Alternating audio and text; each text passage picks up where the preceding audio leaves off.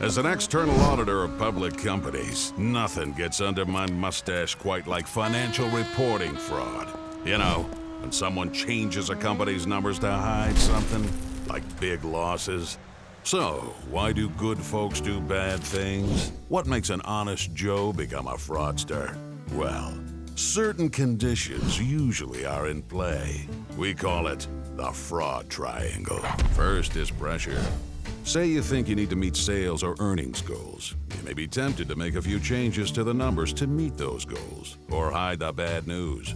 The company's boss may not realize how much pressure he or she is putting on employees. Pressure to make the numbers has turned even the best employee into a fraud statistic. Another type of pressure is financial pressure, personal need, or a desire for personal gain. Next is opportunity. Things like loose controls or practices at the company that allow the fraudster to cook the books. Next, rationalization. I think most folks are good inside. Most fraudsters start small and find a way to justify or excuse their actions, at least in the beginning, saying, I want that bonus so I could buy a new car. No one will catch it. Or, my company needs to look good now.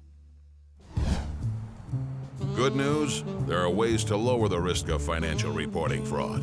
And all of us in the system of investor protection contribute to the effort. As Chief Financial Officer, I know that one of the most effective ways to deter fraud is to have a strong and ethical tone at the top of the company, especially when economic times are tough. The company's officers set the tone at the top, an expectation of integrity and compliance. And the board and the audit committee keep management accountable for walking the talk. And if you recognize folks for doing the right thing, employees will get the message fast. Another good tool is professional skepticism, my favorite part of the job. Skepticism means having a questioning mind and critically assessing audit evidence. Without it, an auditor may not get sufficient evidence to support their opinion on the financial statement. Skepticism is an important tool in identifying fraud risk. But mind your manners, Ace. There's no need to get hostile. Oh, I hear you, Lotta, but my responsibilities require me to confirm what you and others tell me. We external auditors have a professional responsibility to be skeptical when weighing audit evidence. It's our job to challenge whether the information and evidence we've been provided may suggest a material misstatement in the financial statements. Right, but it's also essential for boards, audit committees, management, and internal auditors to be skeptical. As an internal auditor, I can tell you, employees should be trained to spot red flags that suggest someone may be engaged in fraud, and have a number of ways to report it, including a confidential whistleblower hotline. And the audit committee makes sure whistleblower reports on financial reporting fraud are carefully evaluated.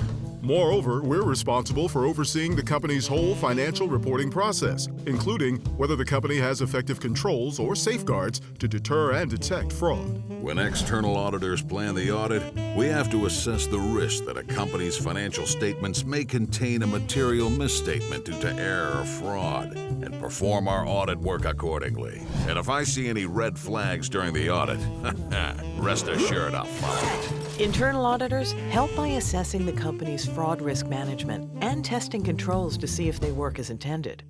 And that brings us to the third tool, communication. If we're going to be successful in deterring and detecting financial reporting fraud, we have to share information and identify any gaps in our collective efforts. The Audit Committee is a hub for coordinating communications because management, the external auditor, and the internal auditor all report to us on financial reporting issues.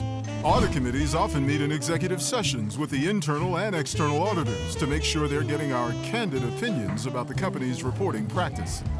But there also has to be open and candid sharing of information between management, who prepares the company's financial statements, and me when I do the audit. It doesn't matter who you are or what your job is. Fraud is never worth the risk. Why do we design our audits to provide a reasonable level of assurance that the financial statements are free of material error?